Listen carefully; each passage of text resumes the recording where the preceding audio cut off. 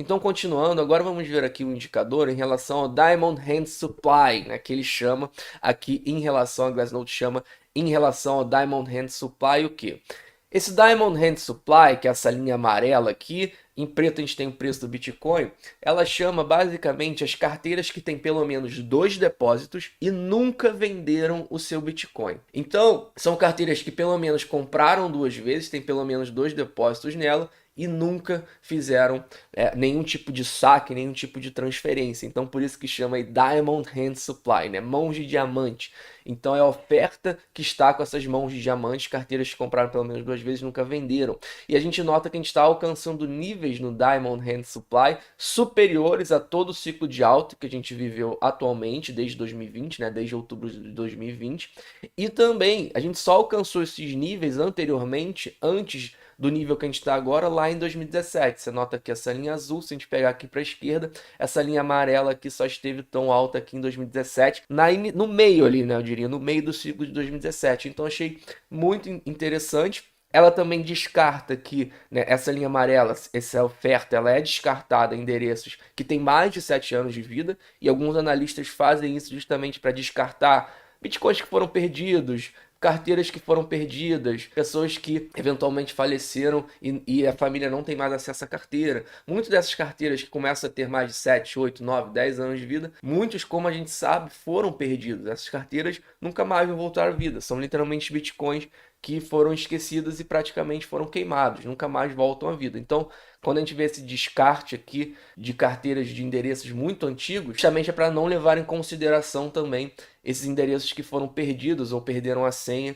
então acaba influenciando muito aqui na métrica. Então, a gente tem uma métrica aqui bastante positiva, né, mostrando que essas mãos de diamante elas estão segurando a maior parte da oferta em relação a esse critério, como a gente nunca viu dentro desse ciclo de alta, e ainda assim descartando essas carteiras de mais de 7 anos que poderiam influenciar nisso. Então, é muito positivo na minha visão isso, e a gente vê que a gente chega a níveis, então, lá de 2017. Vamos notar, com certeza, a gente tem aqui escrito em rosa, vou traduzir para vocês, que é justamente o maior level de oferta segurada por esses holders, né, esses mãos de diamante, desde julho de 2017. Então, muito positivo também. Pausa rápida. Se você tem interesse em negociar criptoativo aqui no canal, a gente indica Binance. Link na descrição com desconto para sempre nas taxas de corretagem. Para o mercado futuro, a gente indica Bybit, a Prime XBT. Link na descrição também com muitos bônus para vocês. Continuando, então, nosso rastreamento aqui de holders, a gente vê aqui as hold waves, que são justamente, né, os bitcoins aí em realized cap, ou seja, em relação à última movimentação, que não foram movimentados aí por pelo menos 6 meses, ou seja, aquele chamado holder supply, aquele chamado compradores de longo prazo que a Glassnode classifica aí, além de 5 meses, um comprador de longo prazo. A gente nota muito claramente que essas ondas são muito claras, né? Quando a gente faz o nosso ciclo de alta, o que acontece com essas ondas? Elas caem. Foi aqui em 2013, como vocês podem ver, aqui os dois topos de 2013, essas ondas o que? Elas dão uma quedinha aqui, vou tirar minha câmera, elas dão uma quedinha aqui, uma quedinha não, né? Elas dão uma baita queda aqui. Em 2017 foi fazer o topo, dá uma baita queda também, e no ciclo de 2021 não foi diferente, também foi uma queda que não tão acentuada quanto os ciclos anteriores. Isso mostra que os holders, de certa forma, eles estão mais exigentes em relação à realização e não estão soltando tantos bitcoins, mas não deixou de ser uma queda acentuada também aqui no topo de 65 mil dólares, e desde o fundo aqui em 29 mil dólares em maio, junho e julho do ano passado, a gente tem essas ondas aumentando, mostrando que os bitcoins pouco a pouco voltam a maturar dentro dessas carteiras de compradores de longo prazo, e de certa forma é positivo. A gente não está em relação às ondas tão grande quanto nós estávamos aqui nos grandes bear markets aqui, tanto em 2015, 2016 como 2019,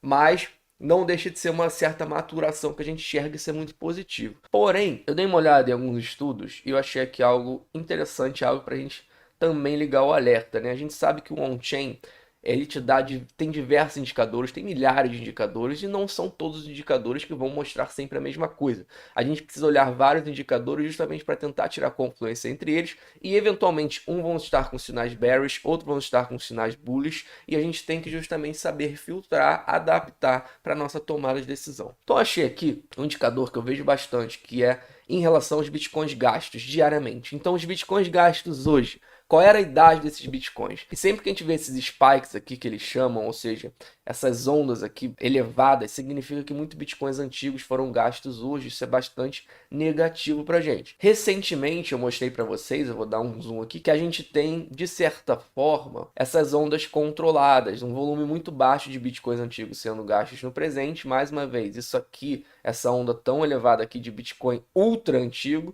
foi em relação ao hack que aconteceu na Bitfinex. Então, eu já fiz um vídeo mostrando em relação a isso. Então, naquele momento, aqueles bitcoins hackeados, bilhões de bitcoins hackeados, lá em 2016, eles voltaram à vida. Então, afetou todas as métricas on-chain aqui. E essa também mostra transparência em relação ao blockchain. A gente vê claramente aqui esses bitcoins sendo movimentados. Então, de certa forma, não é relevante. Não significa que um holder vendeu. Não, simplesmente aqueles bitcoins, eles voltaram à vida. O governo americano já conseguiu rastrear. Enfim, não é isso que eu quero dizer, não é esse o foco em relação ao que eu quero mostrar hoje. O que eu quero mostrar é o seguinte: a gente tem então aqui, eu estou filtrando de 6 meses em diante. E eu vou dar uma filtrada aqui, porque se você olhar aqui, relativamente é difícil de você enxergar que aparentemente realmente a gente está tendo um nível de gasto em bitcoins antigos pequeno, de certa forma positivo. Porém, eu vou dar a filtrada aqui, então eu vou tirar de 6 meses e vou botar a partir de 1 ano. E depois que eu fiz isso, eu vou dar um zoom maior. E aí vocês começam a notar aqui o que eu quero dizer para vocês. Vamos lá. A gente teve aqui, como vocês podem ver, vocês já começam a anotar o que eu tenho para mostrar para vocês.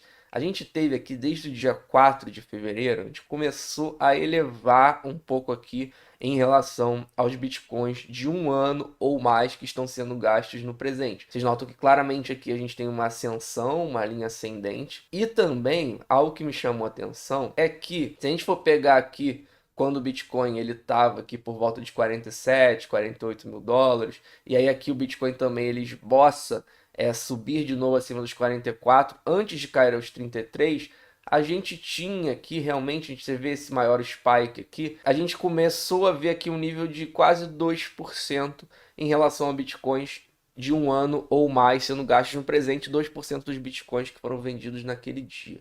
E esse spike aqui, ele me chamou a atenção. É óbvio que isso aqui não é um nível tão alto quanto aqui, mais 3%, como a gente viu em outubro do ano passado, 5%, até porque aqui a gente estava em all-time high, é normal.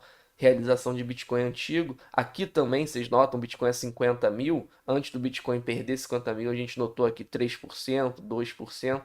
Então, de certa forma, a gente está aqui em um nível que ainda é abaixo de 1%. Só que a gente estava praticamente num nível aqui zerado no dia 4 de fevereiro. Então, a gente começou a ver isso aqui aumentar. Eu vou ficar de olho nisso aqui, justamente porque a gente sabe que o Bitcoin ele esboçou, né, romper 45 mil dólares, ele voltou, não conseguiu, foi rejeitado. A gente teve recentemente notícias negativas do externo do mundo, não só em relação a juros, mas também em relação ao conflito que a gente está vivendo na Europa.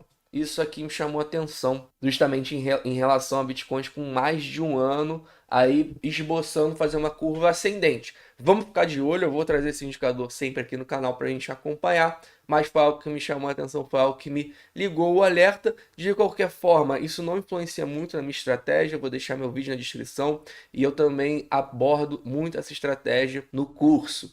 Então, para você que tem interesse também, mais uma vez, vamos lançar na próxima quinta-feira. Então, por hoje é isso, família. Se você gostou desse vídeo, deixe seu like, ative a notificação para você não perder mais nenhum vídeo a seguir for pro ar. Mais uma vez, dá uma olhada no nosso clube de membros, o link tá aqui na descrição. Não sou um conselheiro financeiro, nada aqui que eu falo é um conselho financeiro. Nem estou aqui para você gostar de Bitcoin. Afinal de contas, eu não gosto de Bitcoin. O azar é seu e não meu. Tenham todos um ótimo dia e até amanhã.